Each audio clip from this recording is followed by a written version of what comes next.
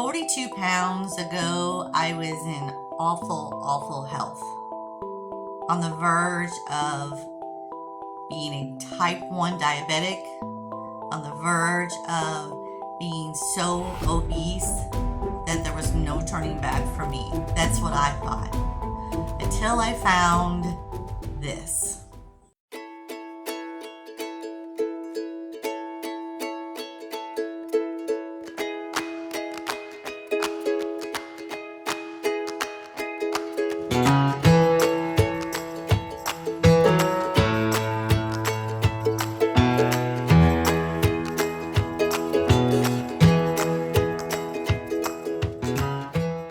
Hey everybody, welcome back to my video. My name is Tony, and if you're just tuning in, welcome. This video is going to be something that's going to help you with your weight loss. So stay tuned. If you're new, absolutely subscribe so you can get future uploads, because I'm going to be doing like a 3-part series on this of intermittent fasting, a fatty liver, and insulin resistance. And all 3 of these have helped me so much in getting back on track, getting my weight lost, my stall of, I felt like 10 years, finally going, finally losing weight. So the questions I had to ask myself 42 pounds ago was, what is going on with my body? My body is a complete mystery, or has become a complete mystery. And it did. So I had to go step by step. Okay, so I'm about to become a type 1 diabetic. I have sleep apnea. I have insulin resistance. I have fatty liver. And fatty liver doesn't necessarily mean you're an alcoholic. You can have fatty liver from processed foods. Sugar is the big culprit here. You can have all of those things that I have. I have a low thyroid. So everything was working against me. High inflammation in my body. So I was just like, I was at the end. I was like, I have to figure this out, or I'm going to go down this road of no good. Not only was I eating fast food every day, I was taking in sugar on a daily basis, which was basically feeding everything else. So ask yourself, do you fear the word fasting? Some people, I say I'm doing intermittent fasting, or I'm doing a long fast. They're like, you shouldn't be doing that. That's really bad for you to starve yourself. No. Intermittent fasting. Really ask yourself, are you scared about it only because you just don't know enough information? A lot of the things that I had to overcome in order to actually start intermittent fasting or fasting, in order to get healthy from the inside out. And I know I was the same way. I know what you're thinking. You want instant gratification of the outside, the physical part. You want to see yourself losing the weight. You're, looking great in your clothes again. You want to feel that loose clothes, and all that, which you will with intermittent fasting. This is the first thing I had to do. The very first thing is to get all the inflammation down. Okay, imagine yourself. I want you to close your eyes. And I really want you to close your eyes and listen to me. Imagine you've got the kids to bed. You're laying down to go to sleep. You just feel this overwhelming peace. You're finally off to sleep. Nothing is going to wake you up. You're going to feel wonderful in the morning. You're not going to hurt when you wake up. You're going to feel this overwhelming release when you wake up. And your mood, madness, like it was with me. Like I woke up angry because I knew I had to go through another day of pain, unhealthy, not being able to breathe because my neck was so damn big. You're waking up and you're feeling this sense of relief, and especially your mood. Your mood is spectacular when you wake up. Now open your eyes.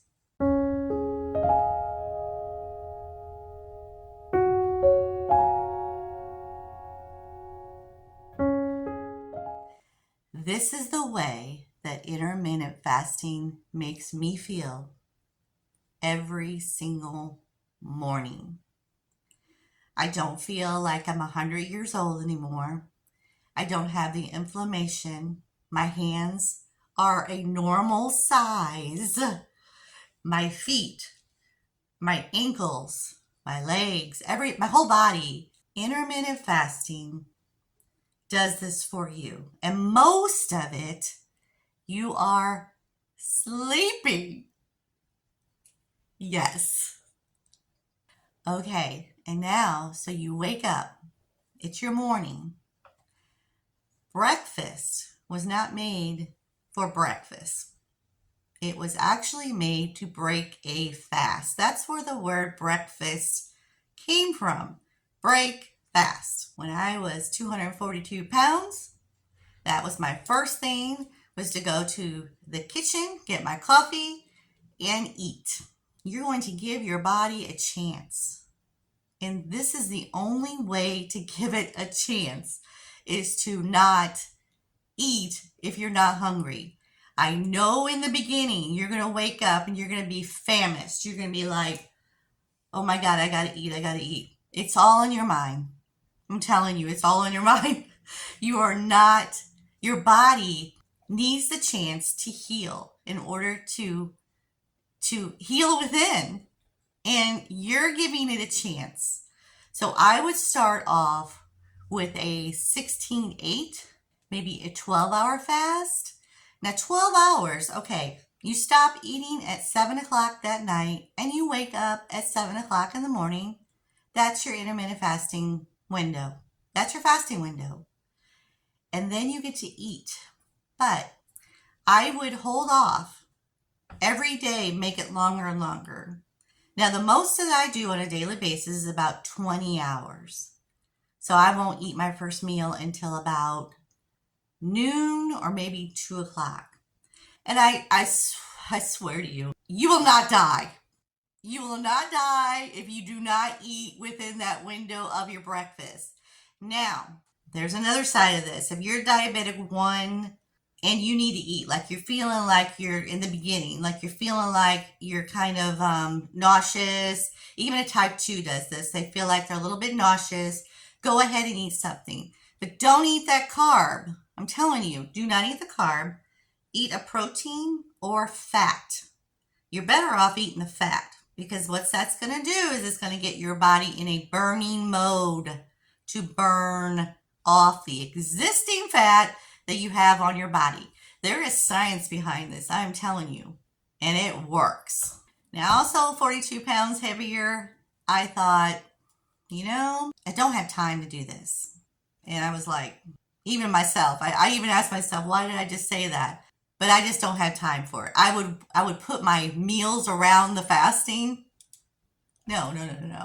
But I wouldn't even give my time, my body, my health. So imagine this. You have 4 glasses. One of those glasses is the most fullest. It's the highest. It's all the way to the top. That represents your family and your friends. Then you have the next glass that's a little bit less. And that represents your job that you are mostly at 8 or 9, sometimes 12 hours a day. Those people in your life are there 8 to 12 hours a day of your life. Anyway, that's another video. But imagine that glass. That's a little bit less full than your family and friends. And you have your middle glass that's halfway full. And that is your hobbies. That's what you spend your time on, is your hobbies. The very last glass is you. And it's empty. And that's what you spend most of your time working on, is not you. And that was me. I was focusing so much of my time on the other 3 glasses that I forgot about me. And that's when you get in trouble. And that's when I was in trouble. And it's going to make me cry. I got in trouble because I actually just forgot about me. And us as moms and dads and The younger people that have, that have younger kids and all that, we get lost in that life and we forget about ourselves. So what I want you to do today, I want you to take that empty glass and I want you to break it. Just throw it down on the ground as hard as you can. You break that glass. Breaking a glass is symbolic, very symbolic. And what that's going to represent is that you're not empty anymore. This is a rebirth of you. That breaking of that glass. Because you're not going to see that emptiness anymore. And you're going to start working on yourself. And that's what I'm going to do with my empty glass. I just love that concept, don't you? And you're going to emerge a newer you and a stronger you. Little steps. Strong steps, stronger you. And that's what you're going to do from now on. You're going to start working on you. I'm not saying you have to forget about the other 3 glasses because there's no way you can. And that's the way you have to juggle everything. But you have to include yourself in those 3 other ones. Stop forgetting about yourself. I know it may seem selfish at first because it did with me because I just gave and gave and gave. But I had to find out that you've got to take some time for yourself. Not like a bath. Well, yeah, you can take a bath and do your nails and all that stuff. I mean, pamper yourself. But I'm talking about working on the inside. And you can do intermittent fasting while you're sleeping. And then, so the first part of your intermittent fasting, I'm not going to sugarcoat it. It's going to be a little bit challenging, is the word I'm trying to say. But once you get past even the first 3 days, give it a week. I guarantee you're going to go, oh my gosh, I feel fabulous. Tony was right. I feel so good. Your inflammation is going to be down. Just imagine that. You not being in so much pain that you wake up every single morning. Imagine that.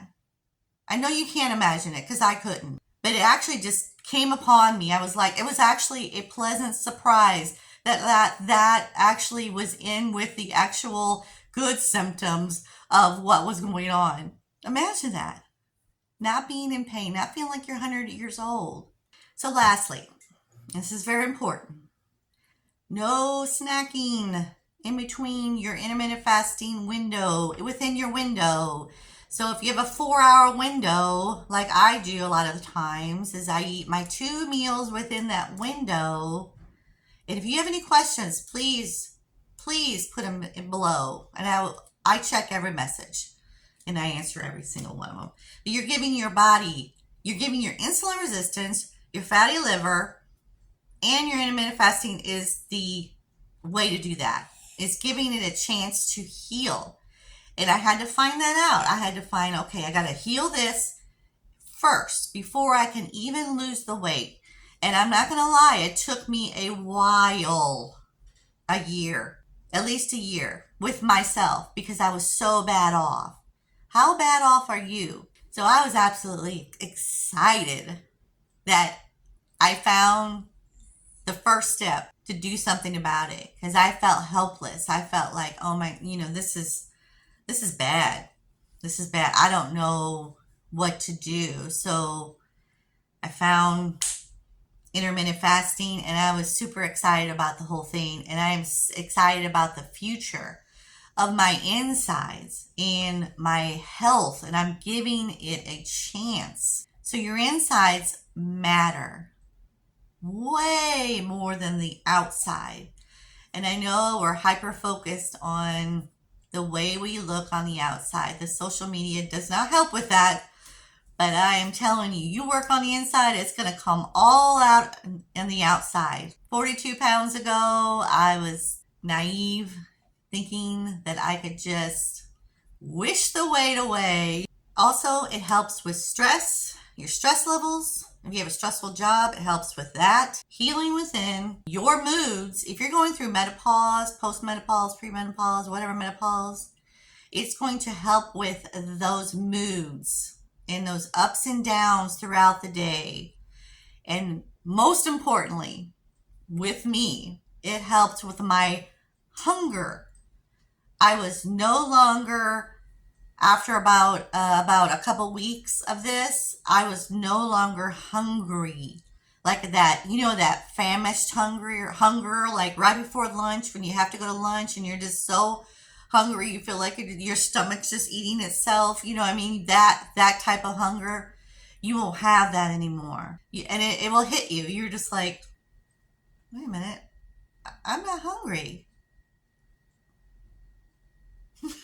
And also, before I close the video, because I've already said, lastly, the Libre. I have a Libre, and I know some of those on the market are expensive.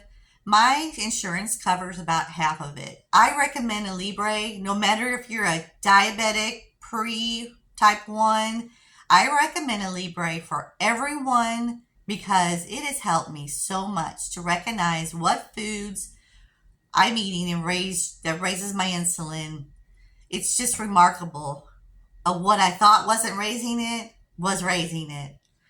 And no matter if you read all the labels or not, the Libre actually tells you, okay, this, it's 2 hours after. So I would look at the numbers 2 hours after, and it will give you the instructions and all that.